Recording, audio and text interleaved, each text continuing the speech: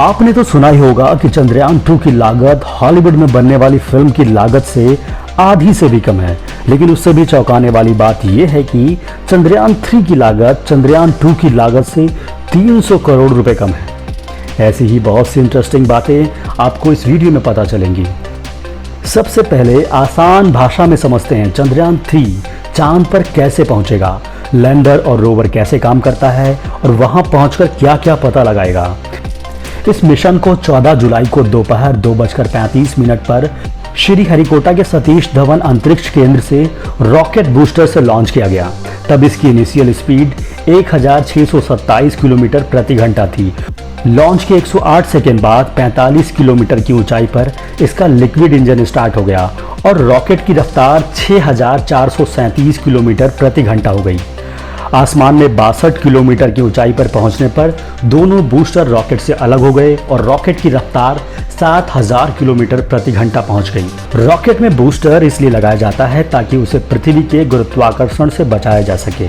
Rocket को पृथ्वी के वायुमंडल से निकालते समय ज्यादा फोर्स दिया जा सके।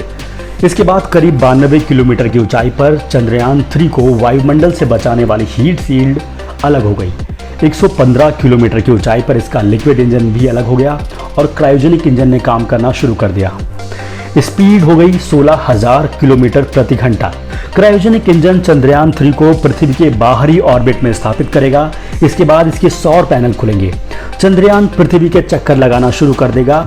धीरे धीरे चंद्रयान अपनी कक्षा को बढ़ाएगा और चांद की कक्षा में प्रवेश करेगा। चंद्रमा के 100 किलोमीटर की कक्षा में आने के बाद लैंडर का propulsion मॉड्यूल अलग किया जाएगा और उसके बाद लैंडर की चांद पर सॉफ्ट लैंडिंग होगी। लैंडर के सफलतापूर्वक लैंड होने के बाद रोवर इससे बाहर आएगा और चंद्रमा की सतह पर चलेगा। आइए इसके कुछ टेक्निकल पहलुओं को आसान भाषा में समझते हैं।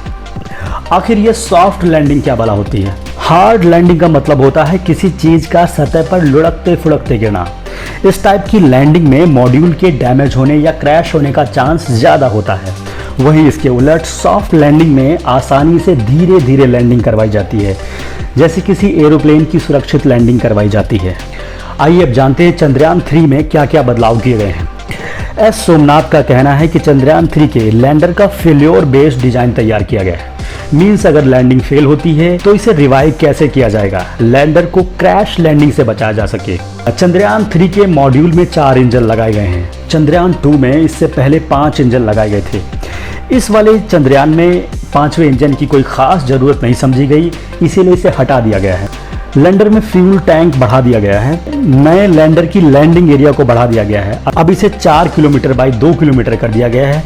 पहले ये दायरा 500 मीटर बाई 500 मीटर था। नए लैंडर के लेग्स को पहले से ज़्यादा मजबूत बनाया गया है। सोलर पैनल भी पहले से बड़े लगाए गए हैं। कैमरा और सेंसर में भी बदलाव किए गए हैं। इस लैंडर में प्रपल्सन मॉड्यूल ऐड किया गया है। चंद्रयान 2 में ऑर्बिटर था। इस लैंडर के साथ ऑर्बिटर नहीं भेजा गया है क्योंकि चंद्रयान 2 का ऑर्बिटर अभी भी ठीक से काम कर रहा है। इन शॉर्ट इसके मास पर काफ़ी फोकस किया गया है। मॉड्यूल के टोटल बॉडी वेट को कम करने की कोशिश की गई है, जिसकी वजह से गैर जरूरी चीज़ों को हटा दिया गया है और ज़रूरी चीज़ों को ऐड कर दिया गया है।